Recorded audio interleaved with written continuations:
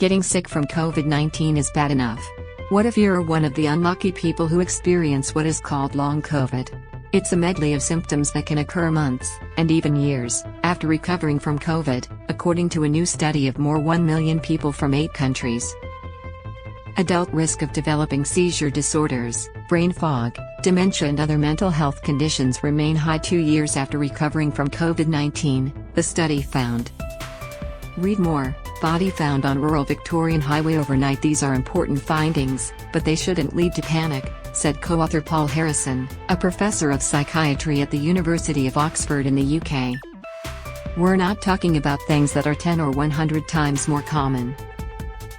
I think the worst odds ratio is sort of 2 or 3. Children had an increased risk of being diagnosed with epilepsy or seizures, encephalitis and nerve root disorders, which can cause pain, weakness or loss of sensation in an arm or a leg. There was also a small, but worrisome risk of being diagnosed with a psychotic disorder such as schizophrenia or delusional thinking. This is an extremely robust and well-conducted study, using data from a large sample, and across multiple nations, said Rachel Sumner, Senior Research Fellow at Cardiff Metropolitan University in the UK, who was not involved in the study. The findings are alarming and are critically important in our current context of unmitigated COVID spread, she added via email.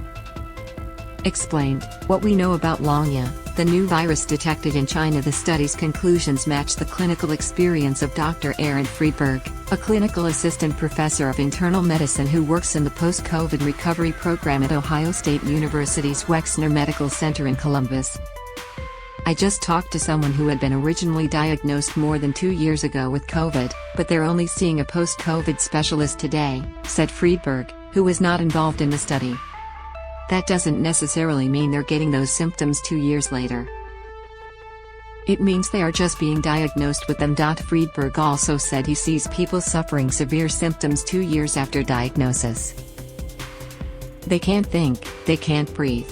I have one person whose disease is so severe, they basically can't get out of bed, he said. I saw a person recently who is still not working because of COVID symptoms 2 years later. Read more. Families trapped for hours on motorway after deadly crash. Good and bad news. 2 years of hospital data for both adults and children pulled from the TREAD Electronic Health Records Network was analyzed for the study, published Wednesday in the journal Lancet Psychiatry.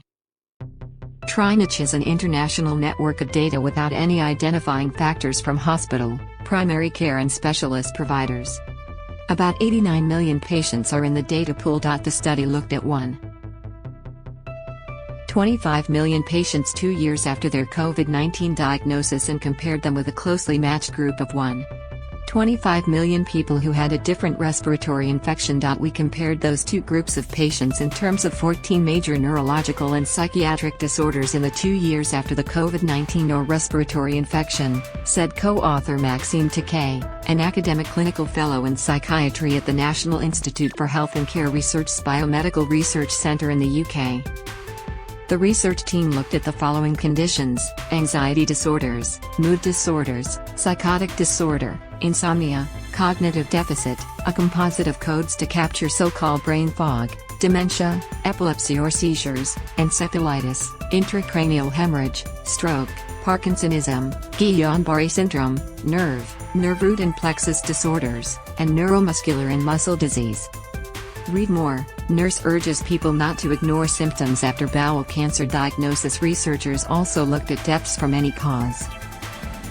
Most of the patients were from the United States, but the study also included people from Australia, the UK, Spain, Bulgaria, India, Malaysia, and Taiwan. The study could not tell if people had experienced ongoing symptoms for the full 2 years since a COVID-19 diagnosis. That might be the case, it may not be the case, Takei said. This data is only looking at the number of new diagnoses being made, not the persistence or the duration of the symptoms. The news was both good and bad. For adults, the risk of developing brain fog, dementia, psychotic disorders, and epilepsy and seizures remain elevated throughout the 2 years when compared with people with other respiratory conditions, Takei said. Adults over the age of 65 had a 1.2% increase in the risk of being diagnosed with dementia, the study said. It's very clear that this is not a tsunami of new dementia cases. Equally, I think, it's hard to ignore it, given the severity of the consequences of dementia diagnosis, he said. There was some good news for adults. Decay-added. Risk of some disorders, in particular anxiety and mood disorders, disappeared within 2 to 3 months, with no overall excess number of cases over the 2 years. Effect on children. There was also good news for children. The risk of brain fog in children was transient. There was no overall risk, Takei said. Nor were children at any greater risk of being diagnosed with anxiety and depression after COVID-19, even in the first 6 months, he said. But there were disturbing findings when it came to other conditions. For example, children had a 2-fold increased risk of epilepsy and seizures, Takei said, and a 3-fold increased risk of a psychotic disorder diagnosis in 2 years after having COVID compared to those diagnosed with another respiratory tract infection. Read more. Gender reveal who nabbed by police, slapped with more than 260 offenses in the study of 10,000 children with a COVID-19 diagnosis. 260 had developed epilepsy and seizures within 2 years, compared with 130 out of 10,000 children diagnosed with another respiratory tract infection, which was a 2-fold increased risk. Takei said, there was a 3-fold increased risk of a psychotic disorder diagnosis in children 2 years after a COVID-19 infection, Takei said. Yet the absolute risk remains quite low, he said, with 18 diagnosed cases of psychosis out of 10,000 children. I think we need to be careful in the interpretation of the reported small increases in dementia and psychosis, said Paul Garner, an emeritus professor in evidence synthesis and global health at the Liverpool School of Tropical Medicine in the UK. Garner was not involved in the study. These are, in my opinion, more likely to be related to the societal upheaval and dystopia we have been living through rather than being a direct effect of the virus.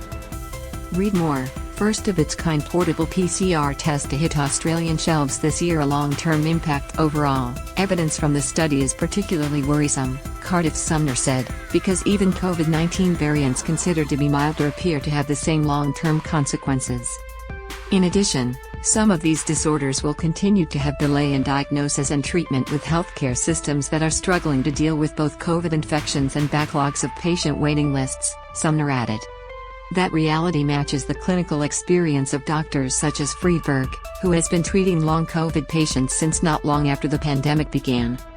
I've got severe post-COVID patients, from the ancestral strain from March 2020, and I've got the same in people who developed it a few months ago. So I think it can be equally severe with any of these variants, he said. Yet Friedberg told CNN there have been 0 public policy decisions about what happens after COVID-19. The idea that maybe Terry's this terrible thing that's happening that we won't appreciate until months or years later isn't being addressed adequately, Friedberg said. Explained, what are your chances of getting COVID-19 more than once? Say kids just can't run as much as they used to, or have seizure disorders now, or adults just can't handle as many tasks of work or have trouble caring for their kids at home because they've just got brain fog, they've got chronic shortness of breath. If that starts happening to, let's say, 5% of the population each time Terry's a COVID wave, that starts to add up.